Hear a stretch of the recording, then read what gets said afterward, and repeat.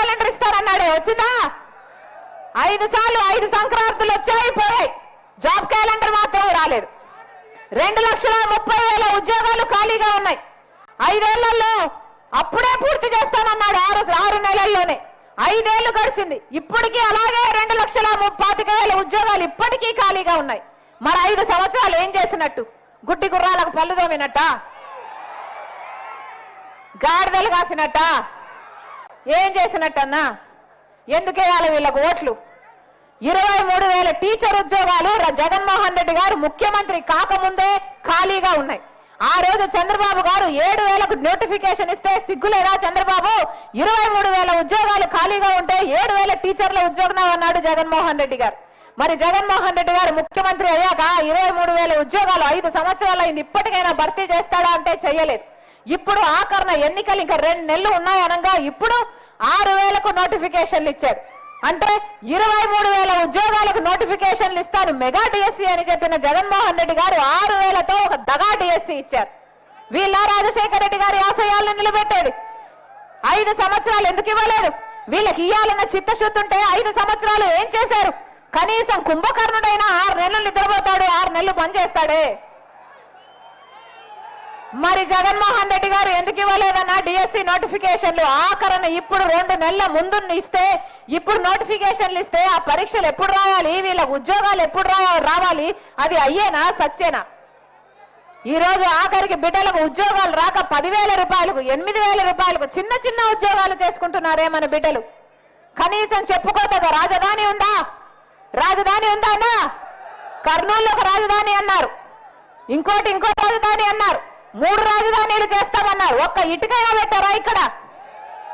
వీళ్ళ నాయకులు, వీళ్ళ రాజశేఖర రెడ్డి గారి ఆశయాలను నిలబెట్టేది వీళ్ళు కాదు.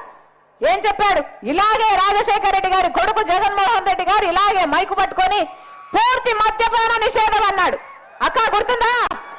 అమ్మా గుర్తుందా? పూర్తి మద్యపాన నిషేధం చేస్తాను, పూర్తి మద్యపాన నిషేధం చేయకపోతే నేను అసలు ఓట్లే అడగనన్నాడు జగన్మోహన్ రెడ్డి గారు. మేనిఫెస్టోలో పెడుతున్నాను, మేనిఫెస్టో అంటే నాకు బైబిల్తో సమానం, ఖురాన్తో సమానం, భగవద్గీతతో సమానం అని చెప్పాడు జగన్మోహన్ రెడ్డి గారు. అయిందా మద్యపాన నిషేధం? మద్యపాన నిషేధం కాలేదు కదా. ఈ రోజు నాసి రకం మద్యం స్వయంగా జగన్మోహన్ రెడ్డి గారి సర్కారే అమ్మట్లేదా? నాసి రకం మద్యం వీళ్ళు అమ్మేది ఏమిటి? భూమట, ఎవరికి తెలియని బ్రాండ్లు, బయట ఎక్కడా లేవన్నా మనకే స్పెషల్. నాసి రకం మద్యం మనకే స్పెషల్. భూమట, క్యాపిటల్ అట, డిఎస్సీ అట. వాళ్ళు అమ్మిందే కొనాలి, వాళ్ళు ఎంత కమ్మితే అంతకే కొనాలి. బయట 60 రూపాయలు ఉందమ్మా క్వార్టర్ బాటలు, ఇక్కడ 250 రూపాయలు ఉందమ్మా అని ఒత్తుకుంటున్నారు. డీజిల్, పెట్రోల్, గ్యాసు, నూనె, చక్కెర ఏది చూసినా ఆకాశాన్ని అంటుతున్నాయి ధరలు. మరి పేదవాడు ఎలా బతకాలి? ఎలా బతకాలి? బటన్ నొక్కుతున్నాము అంటున్నారే. మీరు బటన్ నొక్కితే వచ్చే డబ్బుకి, మీరు తీసుకునే డబ్బుకి ఏమైనా పొంతనుందా? కరెంటు ఛార్జీలు 7 సార్లు పెంచారు, ఆర్టీసీ ఛార్జీలు 5 సార్లు పెంచారు. వీటన్నిటికీ డబ్బులు ఎక్కడి నుంచి వస్తాయి? వాళ్ళు ఇస్తున్నదేమో 100, మీ దగ్గర నుంచి తీసుకుంటున్నది అమ్మా మీ మొగుళ్ళ దగ్గర మద్యం రూపంలో తీసుకుంటున్నారు, అంతా కలిపితే 1000.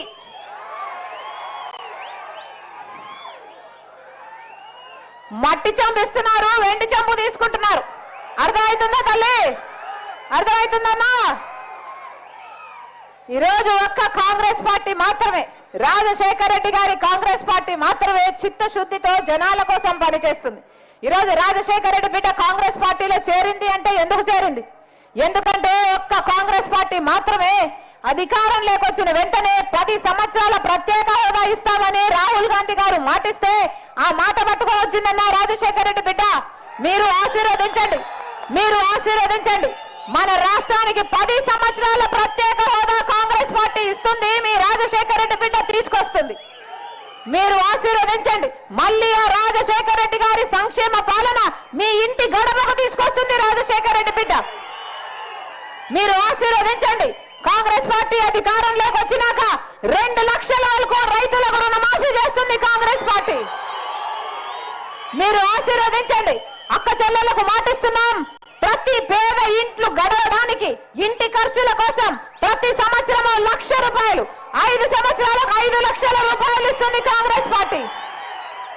మీరు ఆశీర్వదించండి. ఇల్లు లేని